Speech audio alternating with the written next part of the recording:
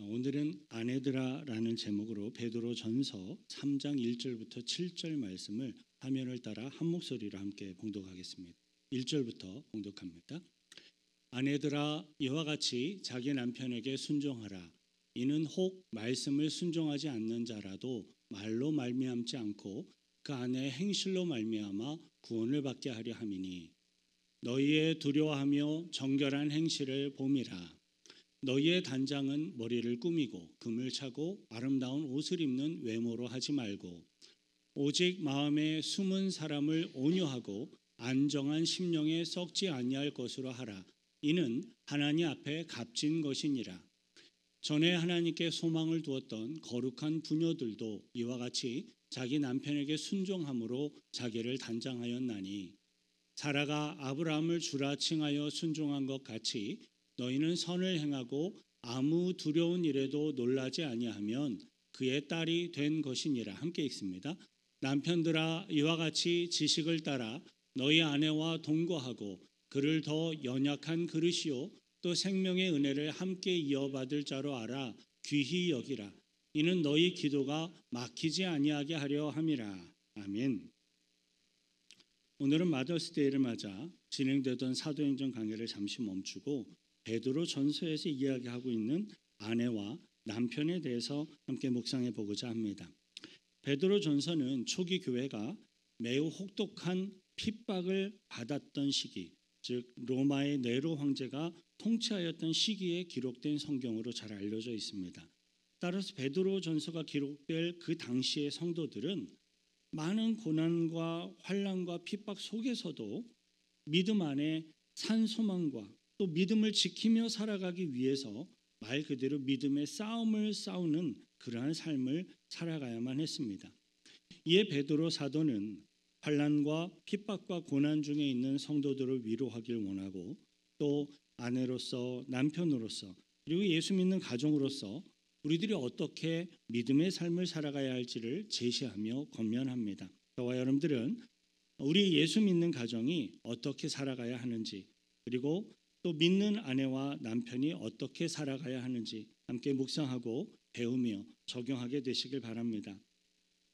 참 신기한 것이 하나 있습니다. 목회를 하고 있는 저조차도 분명히 알 수 없는 이유를 알 수 없는 그러한 현상이 하나가 있는데요. 대부분의 모든 교회는 여성들의 숫자가 남성보다 월등히 많다라는 사실입니다. 그리고 각 교회마다 여성들의 숫자가 훨씬 더 많은 그러한 현상은요. 초대교회 당시의 상황에서도 역시 동일한 것이었습니다. 그 당시에 대부분의 기독교인들이 국가적인 공권력에 의해서 핍박과 박해를 받고 있었던 그 시대에 믿음을 지키며 살아가는 것 참으로 어려운 일이었습니다. 더군다나 약 2000년 전쯤에 고난과 환난과 핍박이 있었던 그 시대에 여성들이 믿음을 지키는 것 그것은 더욱더 어려운 것이었습니다. 왜냐하면 고대 시대에는 여성들의 인권이 거의 무시되거나 아예 존중받지 못하던 시기였기 때문입니다. 더군다나 그러한 시대적 상황에 또 더군다나 믿지 않는 남편과 예수 안 믿는 남편과 함께 살고 있는 크리스천 아내들에게는 환난과 핍박과 고난이 이중으로 삼중으로 주어졌을 것입니다. 그 시대는 여성의 권리가 거의 무시되던 시대였고 남성 중심의 사회였기에 남자들의 결정에 따라 여성의 운명이 좌지우지 되었던 것입니다. 그런데 남편이 믿지를 않아서 믿지 않는 가운데 아내 혼자서 크리스천으로서 믿음을 지킨다라는 그것은 정말로 무척 힘들고 어려웠을 겁니다. 오늘날 현대시대에는 여성의 인권이 존중되고 있습니다. 그럼에도 불구하고 오늘날에도 믿지 않는 남편을 두고 혼자서 믿음 생활을 하는 여성들에게는 또 많은 고난이 있습니다. 왜냐하면요. 교회 간다는 이유만으로 아내를 힘들게 하는 남편들이 제법 많이 있기 때문에 그래요. 예수를 믿지 않는 남편들에게는 본인들도 모르는 영적인 문제가 있습니다. 예수를 믿지 않는 자들에게는 즉 사단과 어둠의 영적 전쟁이 관련되어 있어요. 때문에 아내가 교회 가는 것을 처음부터 예수 믿지 않는 남편이 좋아할 남편은 거의 없는 거예요. 아내가 예수를 믿고 교회를 간다고 해서 남편이 함께 저절로 나 교회 같이 따라 나갈게 하는 이런 남편은 지극히 드문 일이고 어려운 거예요. 거의 없는 일입니다. 사실 아내가 예수 믿고 믿음으로 변화되면요, 남편의 입장에서도 그건 큰 축복입니다. 좋은 일이에요.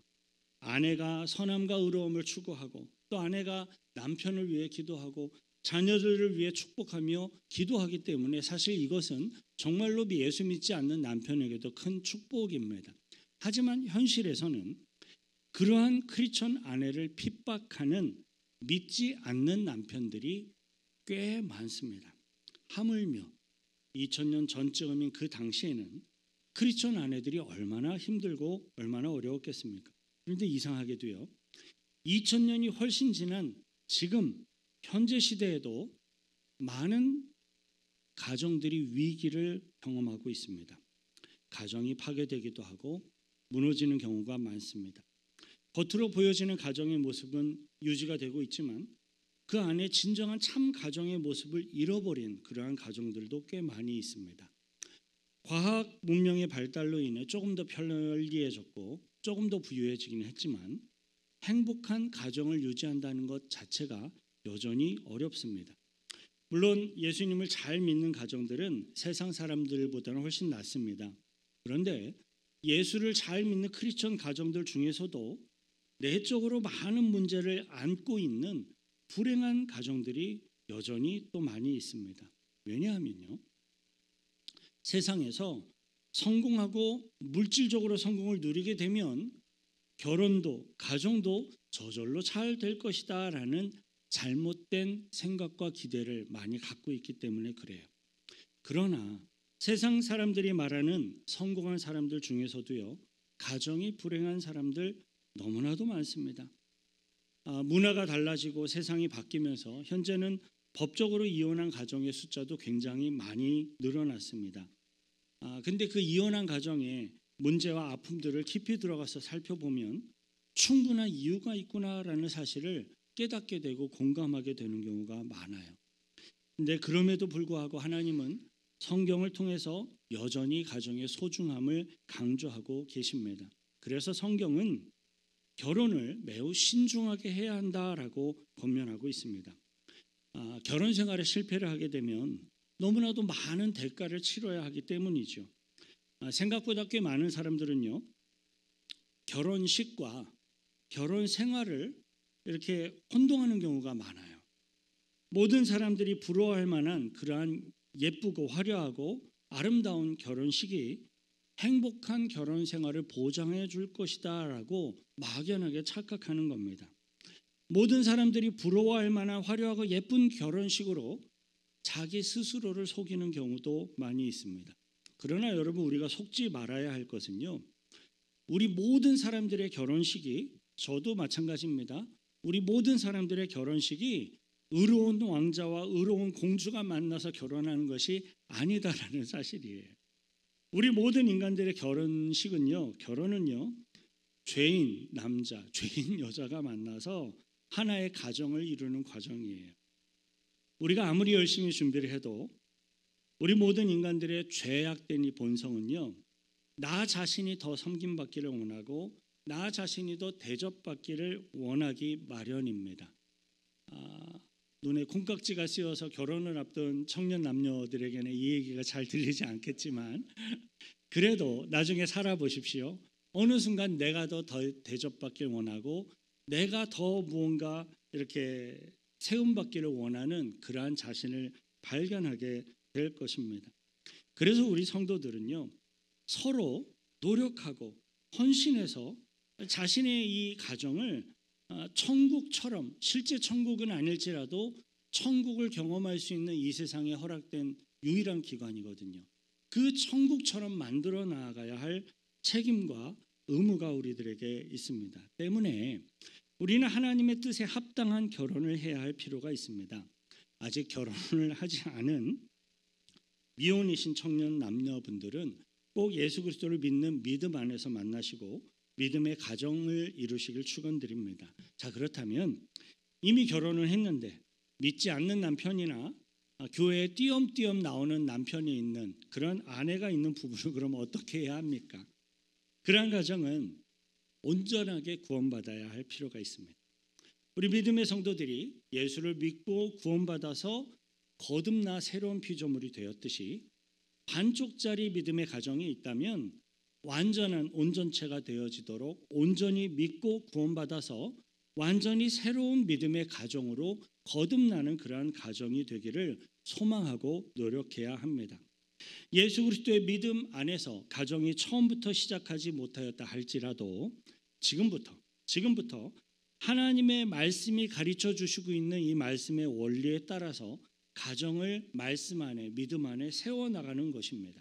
그 구체적인 방법을 오늘의 성경 본문이 소개하고 있어요. 본문 1절 다시 함께 읽습니다. 아내들아 이와 같이 자기 남편에게 순종하라. 이는 혹 말씀을 순종하지 않는 자라도 말로 말미암지 않고 그 아내의 행실로 말미암아 구원을 받게 하려 함이니.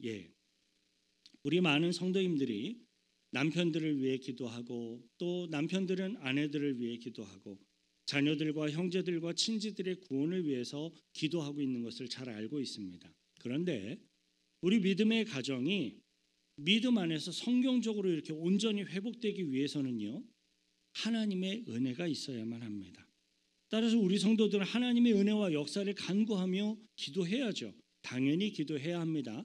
하지만 기도만 하고 있어서는 그것만으로는 부족합니다. 안 됩니다.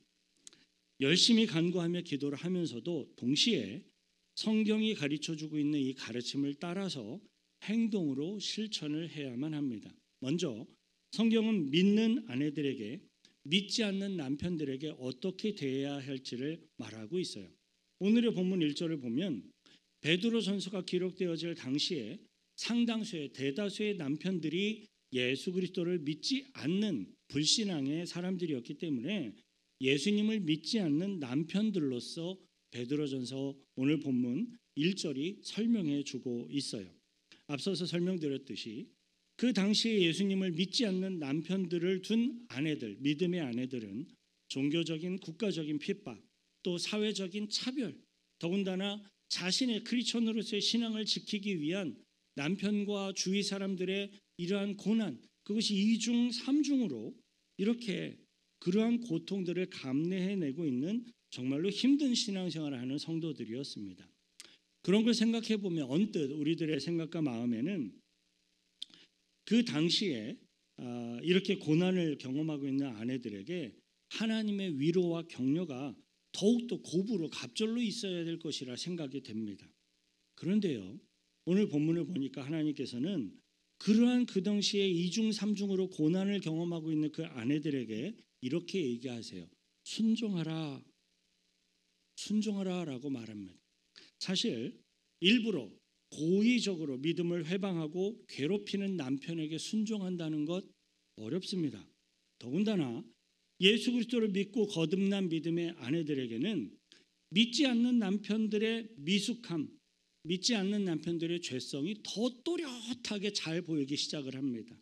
왜냐하면요, 하나님께서 원하시는 거룩한 백성들의 모습이 말씀을 통하여 어떤 것인지 깨닫게 되기 때문에 말씀에서 벗어난 믿지 않는 남편의 그러한 불신앙적인 모습들이 더 또렷하게 분명하게 보여지기 시작을 하는 겁니다. 거기에다가 교회 공동체에서 볼 수 있는 간간히 보여지는 믿음의 남편들의 모습을 보면 더욱더 자신의 불신앙의 남편과 저절로 비교가 되게 되는 것이죠. 그럼에도 불구하고 하나님께서는 그 불신앙에 믿지 않는 남편에게 순종하라라고 말씀하십니다. 자, 그렇다면 믿지 않는 불신앙의 남편이 너 이제 교회 가지 마.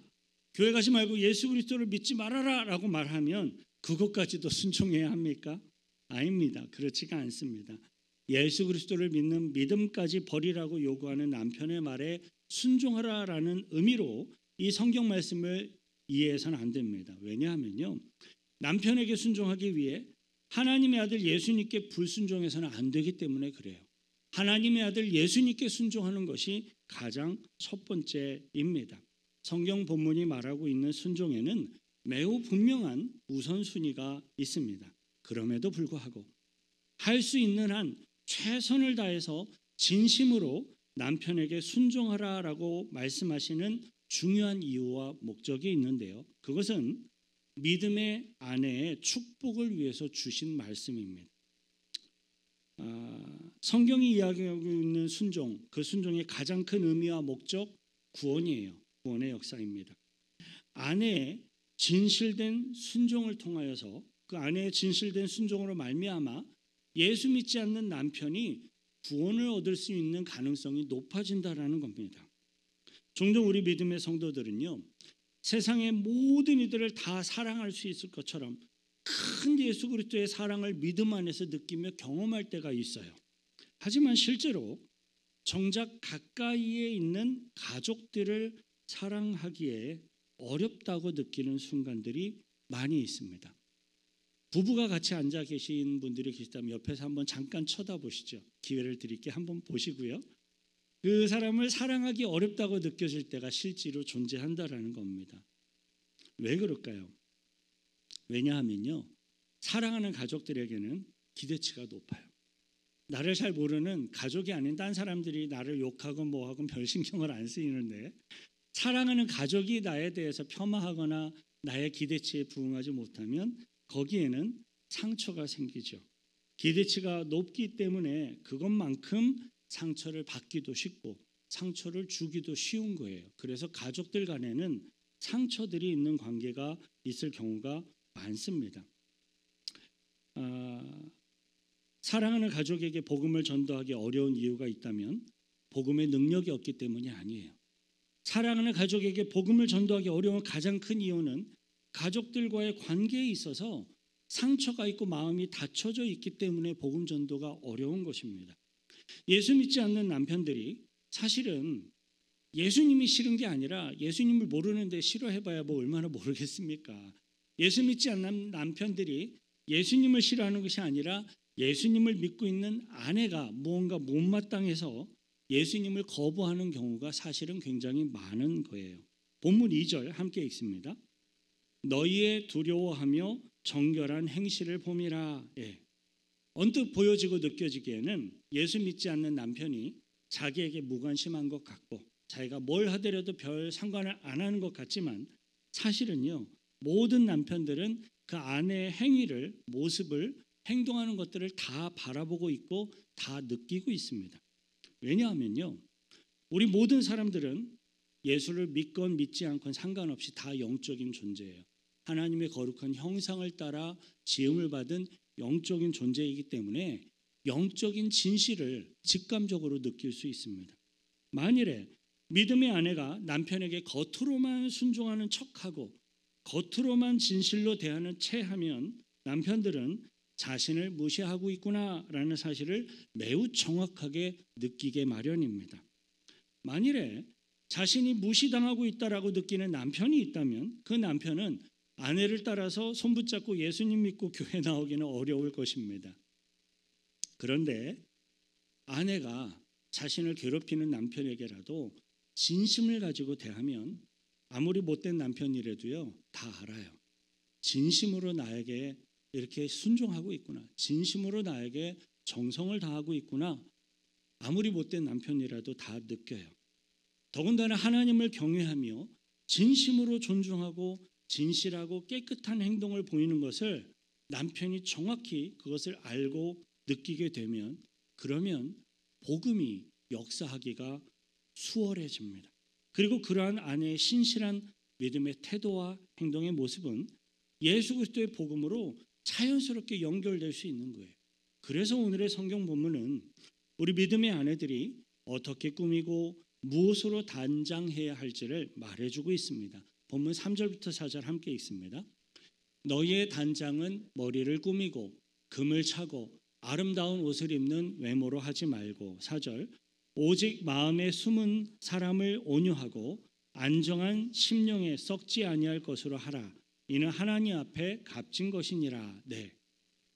대부분의 남편들은 자신의 아내가 아름답게 꾸며는 모습 좋아할 겁니다.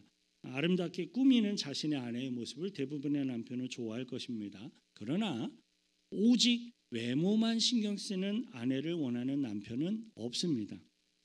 진정한 아름다운 여성의 가치는 물론 외모도 영향을 주겠지만 그 외모에 깊은 가치가 있지 않아요. 속 사람의 내면의 아름다움에 그 진정한 가치가 있습니다.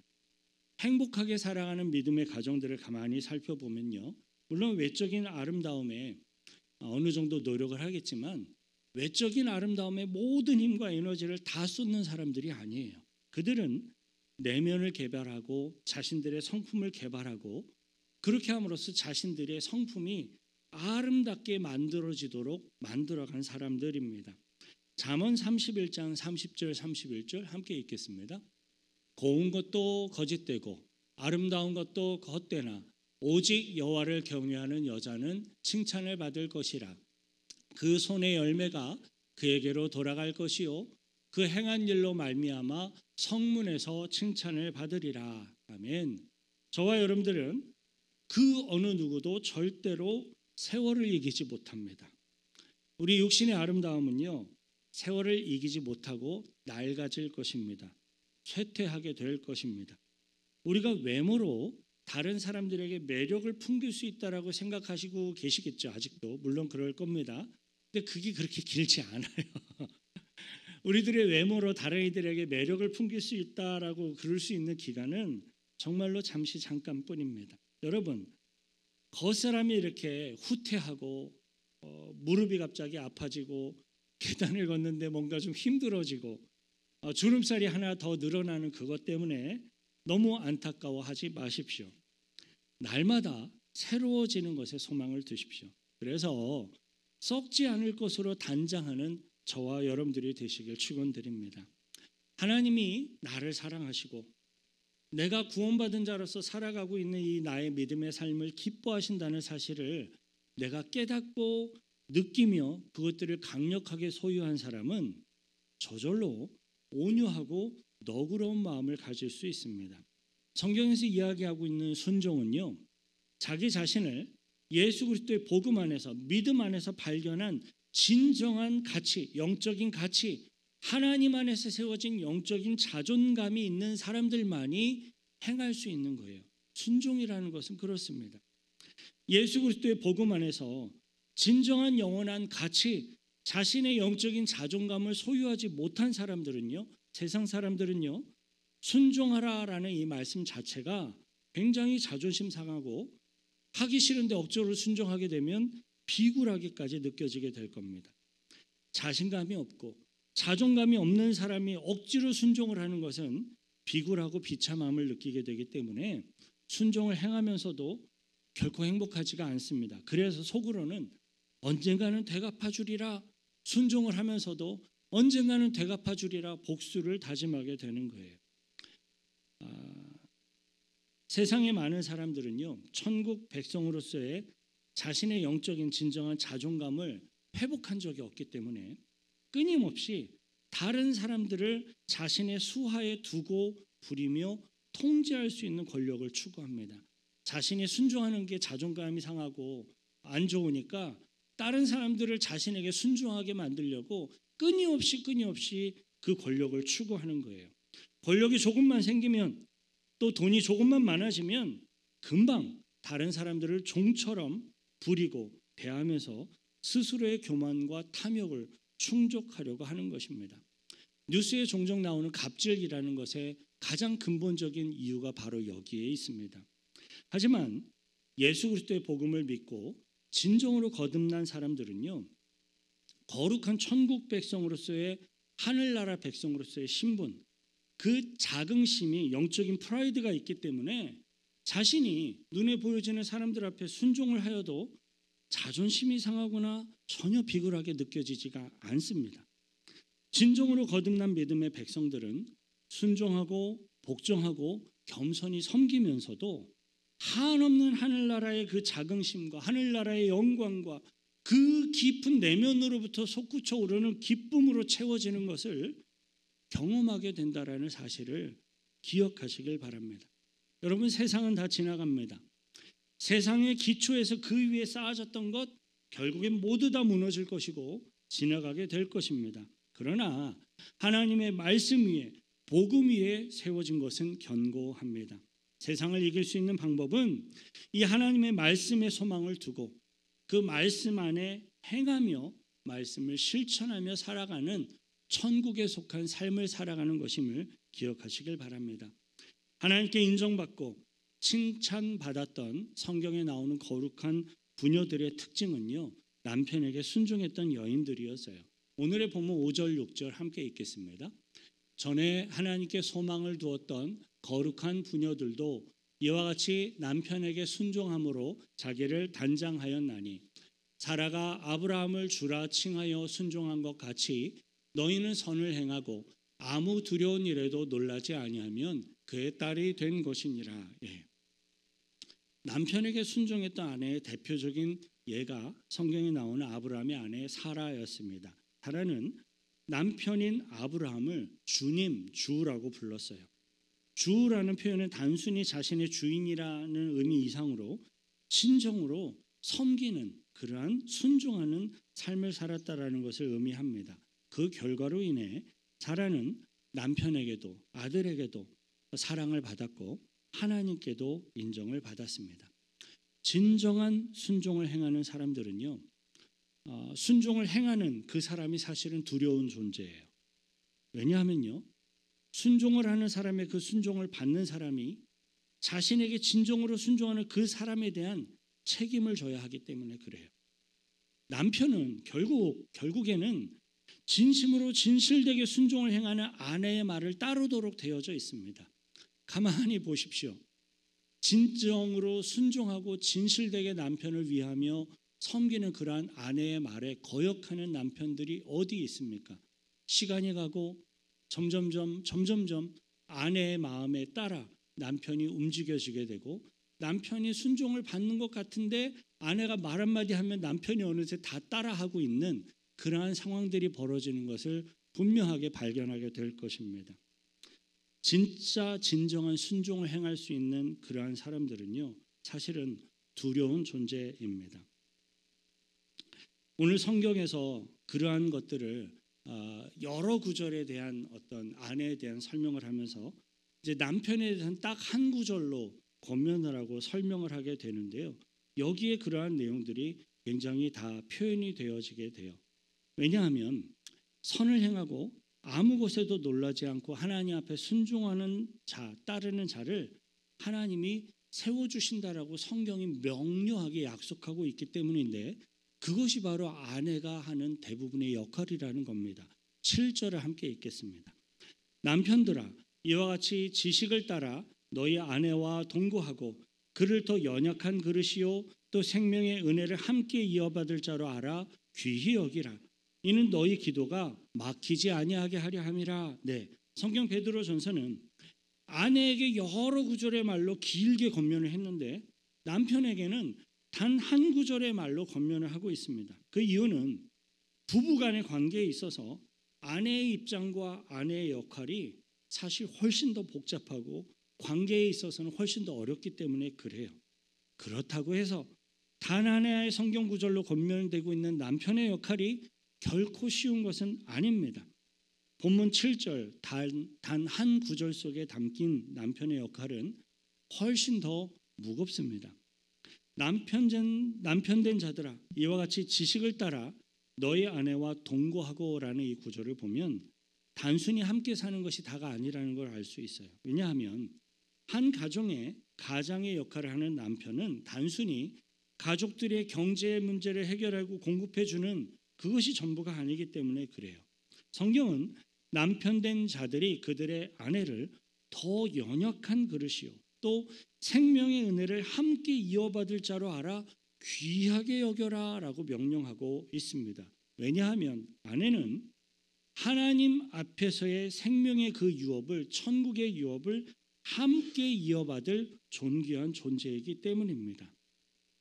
그래서요 세상에서 아무리 성공하고 아무리 남들에게 인정받고 남들에게 잘한다고 해도요 아내를 무시하는 남편, 아내 위에 군림하는 남편은 결코 옳지 못합니다. 잘못된 거예요. 그것은 악한 겁니다. 하나님 앞에 분명하게 말씀이 이야기해요. 연약한 귀한 그릇과도 같이 여기라. 저희 집에도 그릇이 많은데요. 스테인리스로 된 깨지지 않는 그릇은 집어던지기도 해요. 급하면 던져도 낑그랑 소리 나고 안 깨져요. 스크래치도 안 납니다. 그런데 연약한 사기 그릇으로 됐는데 목도 가늘고 예쁜 그릇은요, 설거지할 때조차 함부로 놓지들 못해요. 그랬다가 깨질 수밖에 없거든요. 그러한 그릇은 정말로 귀하게 다룹니다. 귀하게 씻어서 귀하게 닦아서 귀하게 잘 보일 만한 곳에 비치하고 잘 써먹지도 않습니다. 정말로 필요할 때만 꺼내서 한 번씩 써먹죠. 아내를 그와 같이 귀하게 여기라라는 것이 성경의 명령입니다. 성경적인 남편은 아내 위에 군림하는 자가 아니라 아내를 존귀하게 여기는 사람입니다.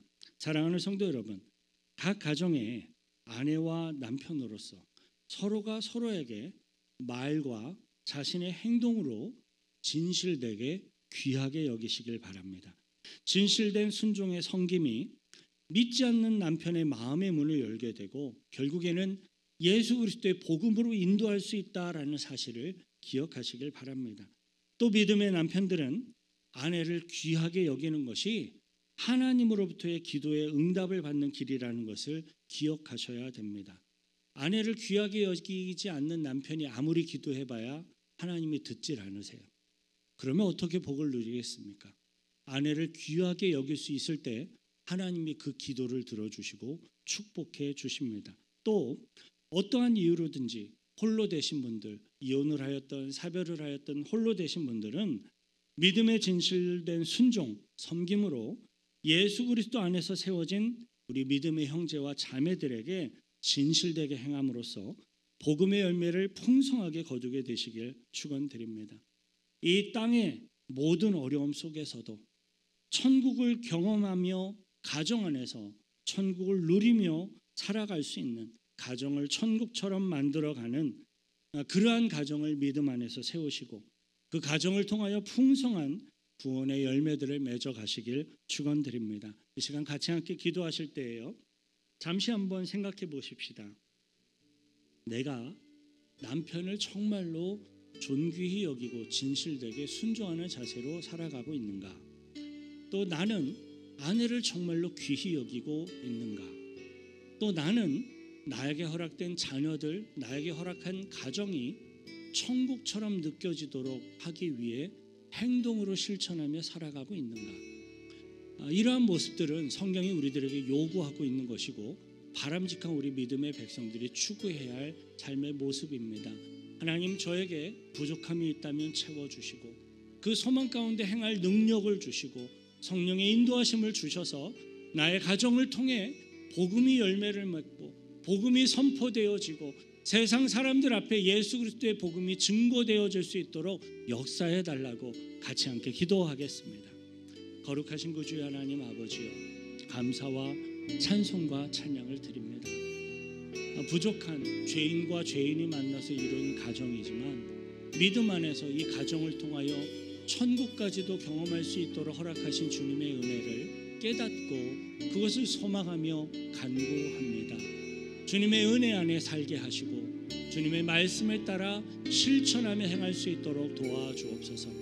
믿음의 형제와 자매들에게, 믿음의 가족들에게도 역시 진실된 마음으로, 진실된 순종의 마음으로, 진실된 섬김으로 행하며 대할 때에 그것을 통하여 복음이 힘을 얻고 열매를 거두며 주님의 뜻을 이루어가게 될 것을 믿습니다. 내가 속한 나의 삶의 자리에 그러한 천국이 만들어지게 하시고 주 안에서 주님을 예배케 하여 주옵소서. 하나님 아버지, 우리들에게 허락하신 각 가정의 귀한 아내와 남편과 자녀들과 가족들로 인하여 감사드립니다. 또 믿음 안에서 허락하신 귀하고 소중한 믿음의 가족들로 인하여 감사드립니다. 성경의 가르침을 따라서 실천하며 우리들의 각 가정과 자녀들을 세우게 하여 주시고 이 땅에서도 천국을 경험하게 하시며 하나님의 영광과 뜻을 이루어 주옵소서. 우리를 구원하신 예수 그리스도의 이름으로 기도하옵나이다. 아멘. 주님의 말씀의 그 은혜 앞에 감사의 박수로 영광 돌려드리겠습니다. 아멘.